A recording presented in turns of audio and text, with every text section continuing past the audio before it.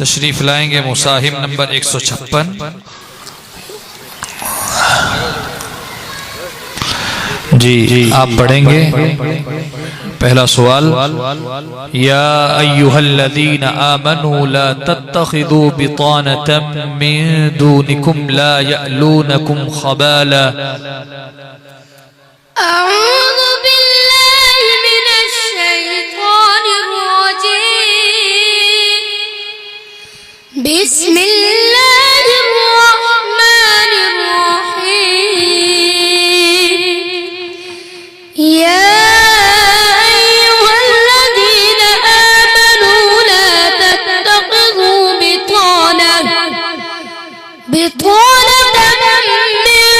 दूनिकुम ला यअलूनकुम खबाला वद्दू मा अनित्तुम قد بدت البغضاء من أفواههم وما تخفي صدورهم أكبر قد بينا لكم الآيات إن كنتم تعقلون ها أنتم أولئك تحبونهم ولا يحبونكم وتؤمنون بالكتاب كله وإذا لقوكم قالوا آمنا وإذا خلوا عضوا عليكم الأنامل من الغيظ قل موتوا بغيظكم إن الله عليم بذات الصدور إن تصبك حسنة إن تمسسكم حسنة تسؤهم وإن تصبكم سيئة يفرحوا بها وإن تصبروا وتتقوا لا يضركم كيدهم شيئا إن الله بما يعملون محيط وإذ غدوت من أهلك تبوئ المؤمنين مقاعد للقتال والله سميع عليم إذ هم الطائفتان منكم أن تفشلا والله وليهما وعلى الله فليتوكل المؤمنون। बस दूसरा सवाल, फकुलू मिम्मा ज़ुकिरा स्मुल्लाहि अलैहि इन कुंतुम बिआयातिहि मुमिनीन। أعوذ بالله من الشيطان الرجيم بسم الله الرحمن الرحيم فكلوا مما ذكر اسم الله عليه إن كنتم بآياته مؤمنين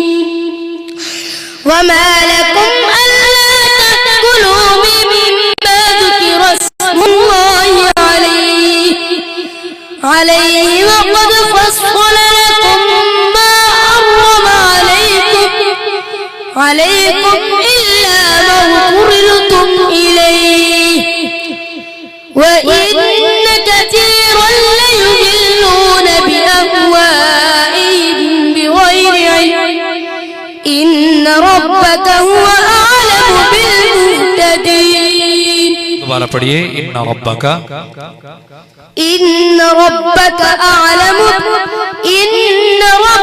هو أعلم بالمهتدين إن ربك هو أعلم بالمعتدين إن ربك هو أعلم بالمعتدين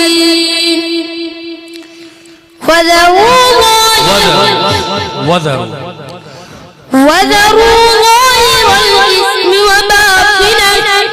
وذروا ظاهر الإثم وذروا ظاهر الإثم وباطنه إن الذين يكسبون الإثم سيجزون بما كانوا يقترفون ولا تأكلوا مما لم يذكر اسم الله عليه وإنه لفسق وإن الشياطين ليوحون إلى أوليائهم ليجادلوكم وإن أطعتموهم إنكم لمشركون أومن كان ميتا فأحييناه وجعلنا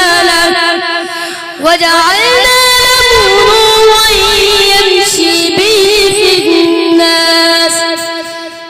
الناس كمن مثله